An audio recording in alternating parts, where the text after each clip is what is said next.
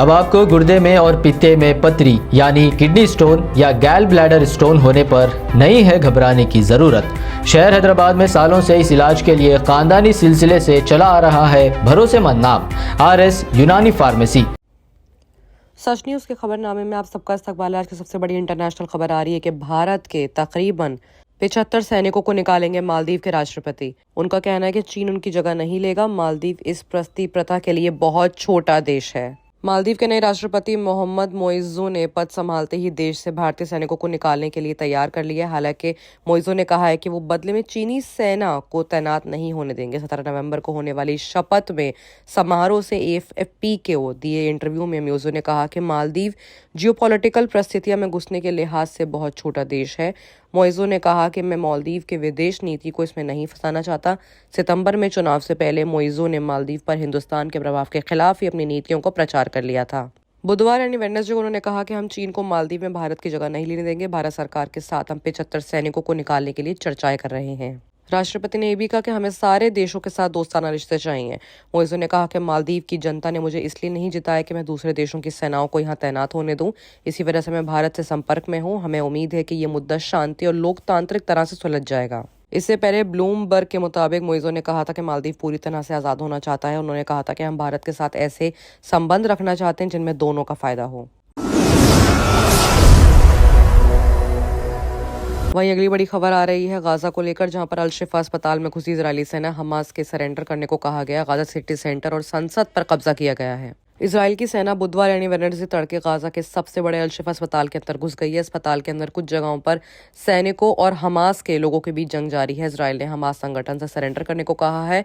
Israel ने दावा किया था कि इसी अस्पताल के नीचे हमास का हेडक्वार्टर है।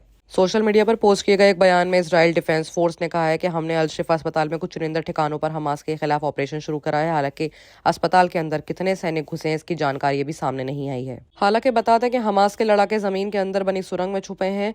उन सुरंगों की पहचान करना भी मुश्किल है, लेकिन फिर भी इजराइल मासूमों पर अपना जुल्म ढा रहे हैं।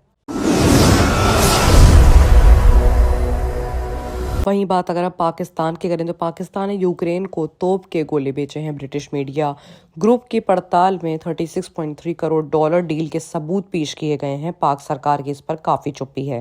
रूस और यूक्रेन के बीच जंग जारी के दौरान पाकिस्तान ने 2 अमेरिकी कंपनियों की मदद से यूक्रेन को $36.3 करोड़ के तोप गोले बेचे हैं।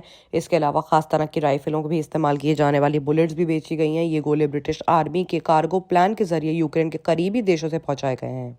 बताया जा रहा है कि पहली बार नहीं है जब पाकिस्तान पर इस तरह के इल्जाम लग रहे हैं। हालांकि पाकिस्तान सरकार ने हमेशा इन्हें खारिज किया है। इस बार सबूत सामने आए तो उन्होंने कोई सफाई देना जरूरी नहीं समझा। रिपोर्ट के मुताबिक 12 अगस्त 2022 को पाकिस्तान के तब के army chief general Qamar Javed Bajwa British royal military academy के पासिंग आउट परेड में शामिल हुए थे। तब उन्होंने कहा था कि ब्रिटेन और पाकिस्तान के रिश्ते ऐतिहासिक ऊंचाइयों को छू रहे हैं। इसके कुछ दिन बाद ब्रिटिश एयरफोर्स का एक कार्गो एयरक्राफ्ट रावलपिंडी के नूर खान एयरबेस पर उतरा। इसके बाद यही कार्गो प्लेन 4 बार और इसी एयरबेस पर उतरा और हर बार जब लौटा तो उसमें तोप के गोले थे। खास बात यह है कि ये कार्गो एयरक्राफ्ट रावलपिंडी से उड़कर साइप्रस के आक्रुत्रिया और रोमानिया के थेंसी में लैंड हुआ था। वहीं बात अगर इजराइल हमास की दोबारा से करें तो बच्चों की मौत पर जस्टिन ट्रूडो जो कनाडा के प्राइम मिनिस्टर हैं, उन्होंने इजराइल को घेरने की कोशिश करी है। बेंजामिन नेतन्याहू ने दिखा दिया है आईना।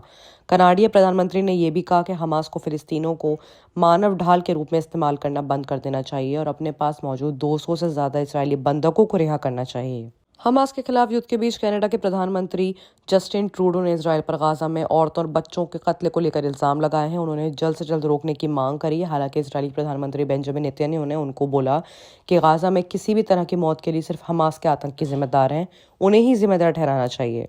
7 अक्टूबर को हमलों का जिक्र करते हुए प्रधानमंत्री बेंजामिन नेतन्याहू ने कहा कि इजराइल नहीं बल्कि हमास जानबूझकर गाजा के नागरिकों को निशाना बना रहा है। उसने यहूदियों पर किए गए सबसे भयानक हमले में नागरिकों के सर काटे, जलाए और नरंसार किया। बताया जा रहा है कि गाजा में अब तक 11,000 से ज्यादा लोगों की जानें जा चुकी हैं। 15 लाख से ज्यादा लोग अब बेघर हो चुके हैं। बिजली कटौती की वजह से इनक्यूबेटर के काम करना बंद कर दिया है और नए बच्चों को वॉर्म मशीन्स के लिए रखे जाने पर दिल दहलाने वाली वीडियोस सामने आ रही हैं। गाजा के अल-शिफा अस्पताल में इस समय पहले पैदा हुए 40 बच्चों में से 3 की मौत हो गई है। उनकी मौत जनरेटर चलाने वाले इंक्यूबेटर में ख़त्म होने की वजह से हुई है। बाकी की तमाम खबरों के लिए देखते रहिए सच न्यूज़।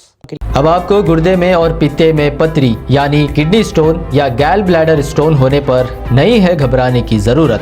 शहर हैदराबाद में सालों से इस इलाज के लिए ख़ानदानी सिलसिले से चला आ रहा है भरोसेमंद नाम RS यूनानी फार्मेसी, जहां पर ख़ास तौर पर पित्ते में मौजूद पथरी और दोबारा पथरी ना होने का किया जाता है मुकम्मल इलाज। आपको इस दर्द से हमेशा के लिए मिल जाएगा छुटकारा। No side effects, no operation.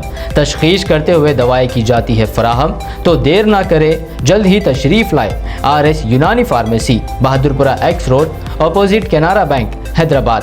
मज़ीद तफसीलात के लिए रब्त करें 9390610436 पर।